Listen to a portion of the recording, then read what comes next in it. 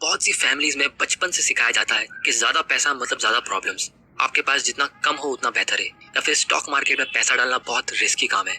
या आपको तब तक काम करना होगा जब तक आप 65 साल के बूढ़े बनकर रिटायर ना हो जाओ और आपकी पेंशन चालू हो जाए। ये शायद तब तक जब तक आपका बेटा बड़ा ना हो जाए और वो जिम्मेदारी ले ले पैसे कमाने की। तभी आपको आराम मिलेगा और तभी आप रिटायर हो पाओगे। इनफैक्ट बहुत सी फैमिलीज में पैसे या स्टॉक मार्केट को लेकर कभी बात ही नहीं होती है। हम सिर्फ देखते हैं कि कैसे हमारे डैडी या उनके डैडी ने बूढ़े होने तक काम किया और घर को चलाया, कैसे वो बीमार होकर भी काम पर जाते थे। बारिश के मौसम में तेज बारिश होती थी फिर भी उससे लड़कर काम पर जाते थे, क्योंकि घर चलाने के लिए हमें पैसे की जरूरत होती है। फाइनेंशियल फ्रीडम का कॉन्सेप्ट सालों से है, लेकिन बहुत ही रेयर, यानी मेरे हिसाब से 1% से भी कम लोग इसके बारे में सोचते हैं और उसके 1% लोग इसको हासिल करते हैं। लेकिन सच ये है कि अगर इंसान अपनी लाइफ में फाइनेंशियल फ्रीडम हासिल करना चाहता है तो चाहे वो महीने का 10,000 कमाए या 10 लाख, वो हासिल कर सकता है। ये book money master the game में ऑथर टोनी रॉबिन्स ने एक पूरा प्लान लेआउट किया है जिसे आप फॉलो कर सकते हो फाइनेंशियल फ्रीडम हासिल करने के लिए, अगर आप उसे सच में डिजायर करते हो तो। इस बुक को लिखने के लिए उन्होंने दुनिया के सबसे नॉलेजेबल और एक्सपर्ट्स जैसे Warren Buffett, Charles Schwab, Carl Icahn, Ray Dalio के इंटरव्यूज लिए और उनकी एडवाइस ली। ये लोग जो सेल्फ मेड बिलियनर्स हैं, जिनसे शायद हम अपनी पूरी लाइफ में कभी मिल भी ना पाएंगे, इनकी इंपॉर्टेंट एडवाइस इस बुक में स्टेप बाय स्टेप लिखी है, जिसकी समरी मैं आज आपके सामने लाया हूँ। उससे पहले मैं चाहता हूँ कि आप इस चैनल को सब्सक्राइब करिए ताकि फाइनेंस, इन्वेस्टिंग और स्टॉक मार्केट रिलेटेड वीडियोस आप सबसे पहले देख सको और आप भी फाइनेंशियल फ्रीडम अचीव कर सको। तो चलिए शुरू करते हैं। ये किताब ऑलमोस्ट 700 पन्नों की है, जिसको ऑथर ने 7 सेक्शंस में डिवाइड किया है। सबसे पहला सेक्शन बात करता है जंगल के बारे में। जिस तरह आप एक अनजान घने जंगल में एंटर करते हो, अब आपको पता नहीं कौन सा जानवर कहाँ से कब आ जाए। उसी तरह जब आप ज्यादा पैसे कमाने लगते हो तो आपको पता नहीं चलता कौन आपकी मदद के नाम पे आपको लूटने आया है।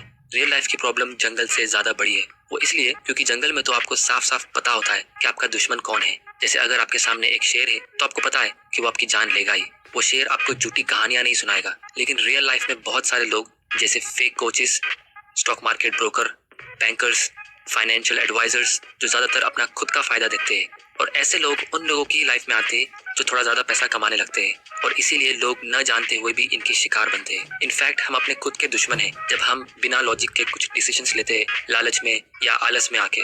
तो इसीलिए अगर आपको अमीर बनना है और सबसे इम्पोर्टेंट अमीर रहना है तो आपको सबसे पहले खुद पे भरोसा करना होगा, और वो आप तभी कर पाओगे जब आप इतने एक्सपीरियंस या नॉलेजेबल होंगे।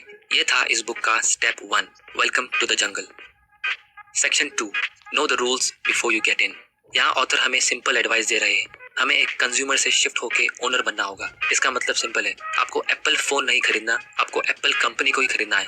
अगर आप पैसे के बारे में इतना नहीं सीख रहे, जैसे इन्वेस्टिंग और फाइनेंस के बारे में, तो आप बहुत बड़ी गलती कर रहे हो, क्योंकि आपकी लाइफ का आधे से ज्यादा टाइम पैसा कमाने में और बाकी का टाइम उसे खर्चा करने में या बचाने में निकल जाता है। इसीलिए आपको इन्वेस्टमेंट के बारे में बेसिक चीजें तो पता होना एटलीस्ट जरूरी है, जैसे सबसे ज्यादा प्रॉफिट लॉन्ग टर्म में कहाँ मिलता है, जिसका आंसर है स्टॉक मार्केट। हमारी इंडियन मेंटालिटी कुछ ऐसी है कि हमें लगता है रियल एस्टेट बेस्ट इन्वेस्टमेंट है या गोल्ड अच्छा इन्वेस्टमेंट है।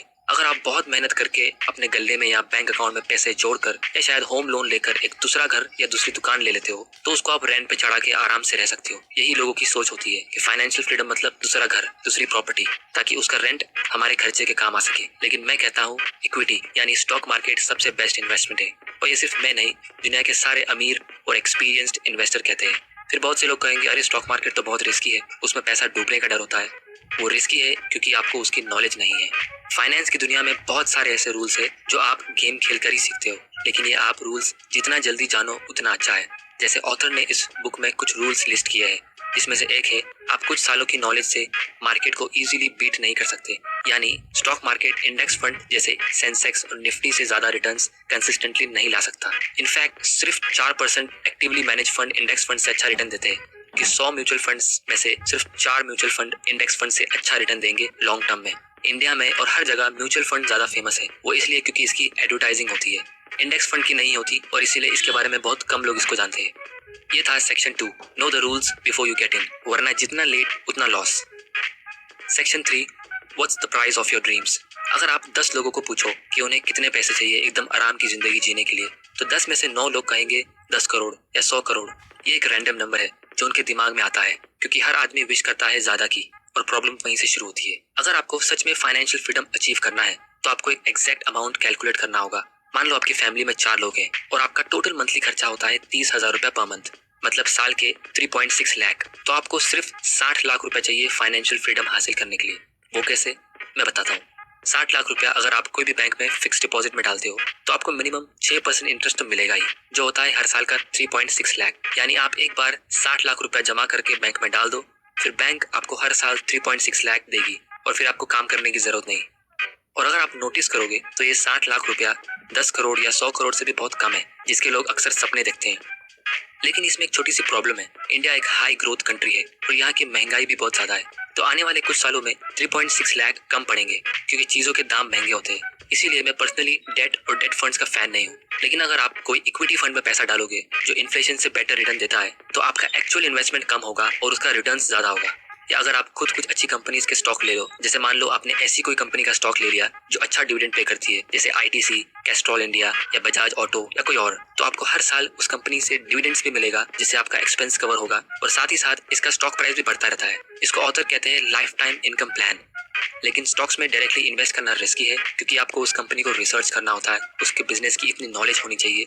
यहाँ मैं स्टॉक रिकमेंडेशन नहीं दे रहा, लेकिन ये बता रहा हूँ कि हम अपनी लाइफ में आराम से जरूरी इन्फॉर्मेशन हासिल कर सकते हैं और अपना ड्रीम फाइनेंशियल फ्रीडम को अचीव कर सकते हैं। लेकिन ये सब तभी होगा जब हमें एग्जैक्टली पता होगा हमें कितना अमाउंट चाहिए और हमारे पास उतनी नॉलेज होनी चाहिए। वरना अगर आप सपने देख रहे हो करोड़पति बनने के, तो वो शायद सपना ही रह जाएगा। इस बुक में ऑथर ने एब्सोल्यूट फाइनेंशियल फ्रीडम को अल्टीमेट गोल बताया है। जैसे आप एक बड़े पहाड़ का सबसे ऊंचा हिस्सा समझ लो। वहां पे पहुंचने के लिए आप अपने गोल को 5 छोटे गोल्स में डिवाइड कर दो। सबसे पहला, फाइनेंशियल सिक्योरिटी। अगर आप कुछ साल मेहनत करके सिर्फ इतना सेव कर लो जिसका इनकम आपका हर महीने का अनाज, लाइट बिल और वाटर बिल पे कर सके, जो अक्सर लोगों के पूरे खर्चे का आधा खर्चा होता है, तो आप अपने लिए एक फाइनेंशियल सिक्योरिटी क्रिएट कर लोगे। इसकी वजह से आपको जॉब से निकल जाने का डर इतना नहीं होगा। आप इजीली अपना पुराना जॉब छोड़ सकते हो जिसे आप पसंद नहीं करते, क्योंकि लोग अक्सर जॉब नहीं छोड़ पाते क्योंकि उनको डर होता है कि दूसरा अच्छा जॉब मिलेगा या नहीं और कितने टाइम में मिलेगा, फिर बिल्स कैसे भरेंगे। लेकिन अपने लिए अगर आप एक फाइनेंशियल सिक्योरिटी क्रिएट करते हो तो वो प्रॉब्लम इतनी नहीं होगी। फिर दूसरा गोल है फाइनेंशियल वाइटैलिटी और फिर तीसरा है फाइनेंशियल इंडिपेंडेंस, जिसके अक्सर कुछ लोग सपने देखते हैं। फाइनेंशियल इंडिपेंडेंस एक ऐसा गोल है जिसमें आपका महीने का खर्चा कवर होता है और आपको काम करने की बिल्कुल जरूरत नहीं। जब आप ये स्टेज पे पहुंचते हो तो आप कोई ऐसा प्रोफेशन या काम चुन सकते हो जिससे आपको खुशी मिलती हो और आपके पास ज्यादा फ्री टाइम होगा क्योंकि आपका पैसा आपके लिए काम कर रहा है। फ्री टाइम मतलब ज्यादा अपॉर्चुनिटी, कुछ नया शुरू करने की, कुछ बड़ा सोचने की। फिर आप goal number 4 financial freedom aim कर सकते हो और फाइनली एब्सोल्यूट फाइनेंशियल फ्रीडम, जिसको ऑथर इस बुक में अल्टीमेट गोल कहते हैं। इस स्टेज में आपका पैसिव इनकम इतना होगा जो आपके हर महीने का खर्चा प्लस आपकी वैकेशन और लग्जरी लाइफ को भी सपोर्ट कर पाएगा। अब ये सब सुनने में बहुत आसान लगता है लेकिन रियलिटी में मुश्किल है और इसको कई साल लग जाते हैं। लेकिन सच ये है कि अगर आप सेविंग्स और इन्वेस्टमेंट की आदत डालो और उसकी जरूरी नॉलेज हासिल कर लो और फिर ये प्रोसेस को ऑटोमेट कर दो, जैसे SIP के थ्रू, यानी सेविंग्स और इन्वेस्टमेंट अपने आप होते रहे आपकी सैलरी आते ही, तो ये शुरू में मुश्किल जरूर लगेगा लेकिन बाद में आसान। और जब आप इस पहाड़ में थोड़ा ऊपर चढ़ जाओगे तो बाकी का सफर अपने आप हो जाएगा, क्योंकि स्टार्ट में ही सबसे ज्यादा मुश्किल होती है जिसमें लोग हमेशा गिव अप करते हैं। ये था section 3, what's the price of your dream, make the game look winnable. Section 4, अपनी लाइफ का सबसे जरूरी इन्वेस्टमेंट डिसीजन लो और वो है एसेट एलोकेशन। इसका मतलब ये कि आप कितना पैसा कहाँ रखते हो वो मैटर करता है। देखिए दोस्तों, पैसा सबके पास होता है, एटलीस्ट थोड़ा बहुत, लेकिन हम उसे कहाँ रखते हैं वो मैटर करता है। कुछ लोग पैसे कमाकर अपने घर में रखते हैं, कुछ लोग बैंक अकाउंट में या कुछ लोग फिक्स डिपॉजिट में, और दूसरी तरफ कुछ लोग कुछ स्टॉक्स खरीद लेते हैं या म्यूचुअल फंड में डाल देते हैं। लेकिन क्या आपने कोई ऐसा आदमी देखा है जो बैंक अकाउंट में पैसे डाल के उसके इंटरेस्ट से अमीर हुआ हो? आप अपनी लाइफ में जितना जल्दी स्टॉक्स और इक्विटी फंड्स में इन्वेस्ट करोगे उतना अच्छा है, ताकि आपकी हिम्मत उतनी जल्दी खुलेगी। वरना एज 30 या 40 क्रॉस करने के बाद आप इतना ज्यादा रिस्क लोगे नहीं। Section 5, create a life time income plan. यहाँ पे ऑथर ने एक बड़ा सेक्शन फेमस इन्वेस्टर और बिलियनर रे डालियो की हेल्प से लिखा है।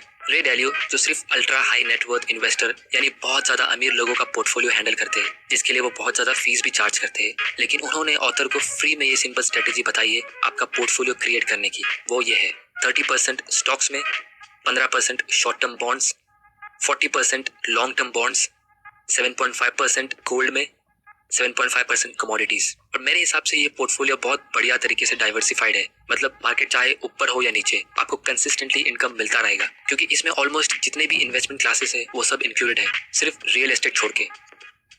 Section 6, invest like 0.001% do. इसका मतलब आप ऐसे इन्वेस्ट करो जैसे दुनिया के सबसे अमीर 0.001% लोग करते हैं। इस सेक्शन में ऑथर ने हमें बहुत सारे अमीर लोगों के इंटरव्यू के नोट्स दिए हैं, जिसमें से कुछ इंपॉर्टेंट लेसन्स ये है।